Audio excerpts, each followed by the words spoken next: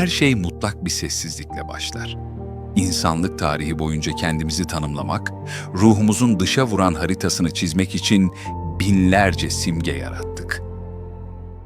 Ancak çok azı, bir insanın zihninin tam üzerinde, en yüksek noktada taşınmayı hak etti. Bazı şeyler sadece bir aksesuar değildir. Onlar bir sınır çizgisidir. Kim olduğunuzun, nerede durduğunuzun ve dünyaya neyi kanıtlamak istediğinizin sessiz manifestosu. Bu pamuk ve ipliğin ötesinde bir şey. Geometrinin ruhla, tarihin gelecekle buluştuğu o kritik eşik. Doppa. Gürültülü dünyada asaletini sadece sessizliğiyle koruyan o kadim simya. Dünya yuvarlaktır. Ama insan zekası onu dört köşeye sığdırarak anlamlandırdı. Doppa'nın dört yüzü, evrenin dört yönünü ve hayatın dört mevsimini bir dengede tutar.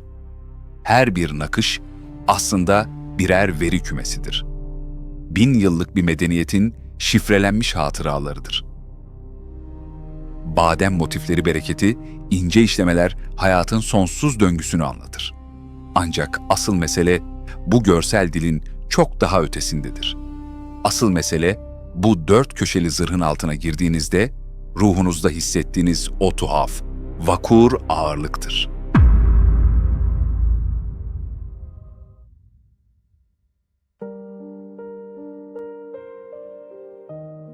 O başınızı dik tutmanızı emreden, omurganıza kadar inen görünmez bir disiplindir. Onu başınıza yerleştirdiğiniz an artık sadece bir birey değilsinizdir. Siz 1000 yıllık bir estetik devrimin yaşayan, nefes alan son kalesisinizdir. Bu dört köşe sadece dünyayı selamlamaz. O kadim mimarinin yeryüzündeki izdüşümüdür. İnsanın başı dünyayı, Doppa ise üzerimizdeki sonsuz gök kubbeyi temsil eder. Yüzyıllar boyunca İpek yolunun tozlu kervanlarında taşındı. En sert rüzgarlarda katlanıp bir cebe sığdı ama her açıldığında formundan ve asaletinden tek bir ödün vermedi. İşte Doppa'nın gerçek gücü budur. Şartlar ne kadar zor olursa olsun özünü koruma yeteneği.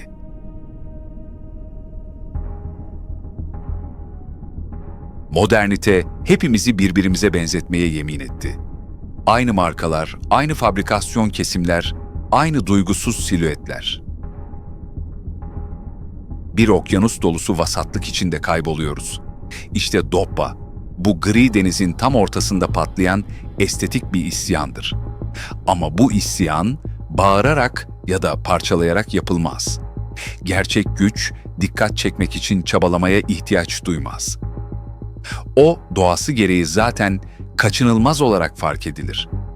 Doppa'yı taşımak, ben bu tek tipleşme oyununda yokum demektir. Bu bilinçli bir üst lig tercihidir. Kalabalığın içinde bir gölge gibi silinmek yerine bir anıt gibi durmayı, kendi sınırlarını, kendi çizenlerin imzasını seçmektir. Bu, modern dünyanın gürültüsüne karşı verilmiş en rafine cevaptır. Bugün neden New York'tan Paris'e, sanat galerilerinden vizyonerlerin çalışma masalarına kadar bu siyah kare yeniden keşfediliyor? Çünkü bizler sahte ve geçici olan her şeyden yorulduk. Seri üretim dünyasında gerçek olanın, ruhu olanın hasretini çekiyoruz.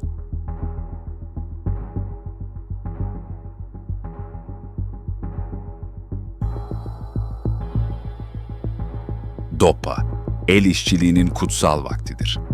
Bir sanatçının parmak uçlarında haftalarca olgunlaşan o sabır, bugün dünyanın en büyük lüksü haline geldi. O, başarının en mütevazı ama en keskin, en entelektüel aksesuarıdır. Size sadece bir tarz değil, sarsılmaz bir özgüvenin kapılarını açan o gizli anahtardır.